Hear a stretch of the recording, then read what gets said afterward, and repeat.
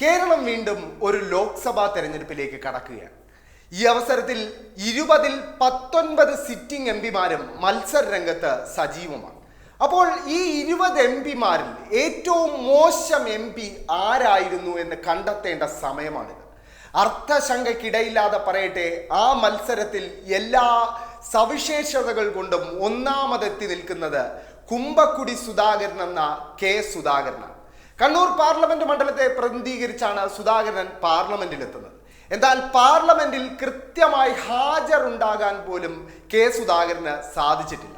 K സുധാകരന്റെ പാർലമെന്റിലെ ഹാജർ നില എന്ന് പറയുന്നത് 50% മാത്രമാണ്.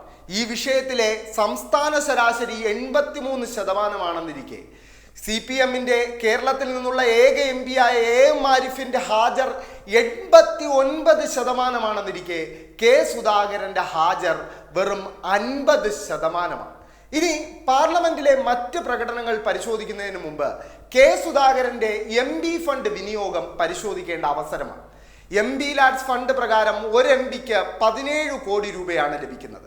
ഈ 17 കോടി രൂപയിൽ കെ സുധാകരൻ എന്ന കുമ്പക്കുടി സുധാകരൻ ചിലവഴിക്കാതെ ലാപ്സാക്കി കളഞ്ഞത് ഏകദേശം 2,70,00,000 രൂപയാണ്. അതായത് ഏകദേശം 2.25 കോടി രൂപ കെ സുധാകരൻ തൻ്റെ MP ലാഡ്സ് ഫണ്ടിൽ മാത്രം ചിലവഴിക്കാതെ മിച്ചം വെച്ചു.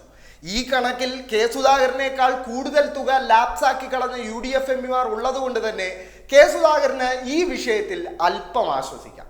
പക്ഷേ മറ്റ് ചില കാര്യങ്ങളിലും കെ സുധാകരന്റെ പ്രകടനം ശരാശരിയിലും താഴെയായിരുന്നു എന്ന് പറയേണ്ടിയിരിക്കുന്നു.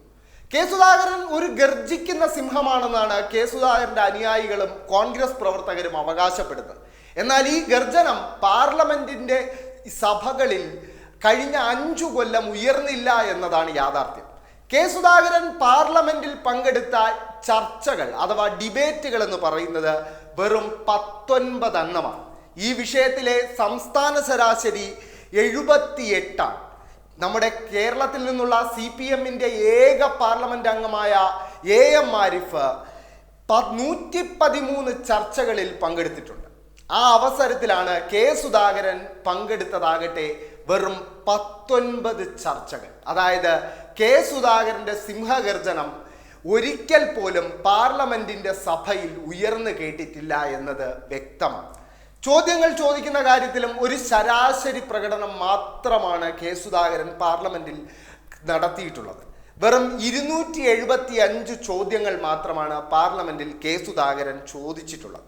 ഈ വിഷയത്തിലെ സംസ്ഥാന ശരാശരിയും 275 ആണെന്നിരിക്കെ ഒരു ശരാശരി പ്രകടനം മാത്രമാണ് കെ സുധാകരൻ ചോദ്യങ്ങൾ ചോദിക്കുന്ന കാര്യത്തിലും പാർലമെന്റിൽ നടത്തിയിട്ടുള്ളത്. ഇനി ഒരു പാർലമെന്റിലെ MPയുടെ ഏറ്റവും മികച്ച പ്രകടനം പുറത്തു വരുന്നത് അയാൾ അവതരിപ്പിക്കുന്ന സ്വകാര്യ ബില്ലുകളിലൂടെയാണ്. ഇത്തരത്തിലുള്ള പ്രൈവറ്റ് ബില്ലുകൾ അവതരിപ്പിക്കുന്ന കാര്യത്തിൽ കേരളത്തിൽ നിന്നുള്ള രാജ്യസഭാംഗങ്ങളായ എളമരം കരീമും ജോൺ ബ്രിട്ടാസും ഒക്കെ മികച്ച പ്രകടനങ്ങൾ കാഴ്ചവെക്കുന്ന അവസരത്തിൽ കെ സുധാകരൻ അവതരിപ്പിച്ച പ്രൈവറ്റ് ബില്ലുകളുടെ എണ്ണം 0. അതായത് കൃത്യമായി പാർലമെന്റിലെത്താത്ത, ഹാജർ നില വെറും 50% മാത്രമുള്ള, MP ഫണ്ടിൽ 2,70,00,000 രൂപ മിച്ചം വച്ച, 19 ചർച്ചകളിൽ മാത്രം പങ്കെടുത്ത, ഒരു പ്രൈവറ്റ് ബിൽ പോലും അവതരിപ്പിക്കാൻ കഴിയാത്ത ഒരു തികഞ്ഞ പരാജയമായിരുന്നു കെ സുധാകരൻ എന്ന് നിസ്സംശയം പറയാൻ കഴിയും. എന്നാൽ കെ സുധാകരന്റെ പ്രകടനത്തെക്കാൾ മോശം പ്രകടനം കാഴ്ചവെച്ച ചില വിഷയങ്ങളിലെങ്കിലും കാഴ്ചവെച്ച മറ്റു ചില MPമാരുമുണ്ട്. അതിലെടുത്തു പറയേണ്ടത് രാഹുൽ ഗാന്ധിയുടെ കാര്യമാണ്. രാഹുൽ ഗാന്ധിയുടെയും പാർലമെന്റിലെ ഹാജർ നില ഒട്ടും ഭേദമല്ല. ദേശീയ നേതാവായിരുന്നിട്ട് കൂടി രാഹുൽ ഗാന്ധി പാർലമെന്റിൽ പങ്കെടുത്തത് വെറും 51% സമയം മാത്രമാണ്. എന്നാൽ ചോദ്യങ്ങൾ ചോദിക്കുന്ന കാര്യത്തിലാകട്ടെ കെ സുധാകരനേക്കാൾ ഏറെ പിന്നിലാണ് രാഹുൽ ഗാന്ധി എന്ന് പറയേണ്ടിയിരിക്കുന്നു. വെറും 99 ചോദ്യങ്ങൾ മാത്രമാണ് കോൺഗ്രസിന്റെ ദേശീയ നേതാവായ നരേന്ദ്രമോദിക്ക് പകരം പ്രധാനമന്ത്രി സ്ഥാനാർത്ഥിയായി കോൺഗ്രസ് ഉയർത്തി കാണിക്കുന്ന രാഹുൽ ഗാന്ധി പാർലമെന്റിൽ ആകെ ചോദിച്ചിട്ടുള്ളത്. എന്തായാലും കേരളത്തിലെ കോൺഗ്രസ് എംപിമാരുടെ പ്രകടനം ദയനീയമായിരുന്നു എന്ന കാര്യത്തിൽ ഒരു സംശയവുമില്ല. അതിൽ ഏറ്റവും മോശം പ്രകടനം കാഴ്ചവെച്ചത് കുമ്പക്കുടി സുധാകരൻ എന്ന കെ സുധാകരനാണെന്ന് നിസ്സംശയം പറയാം.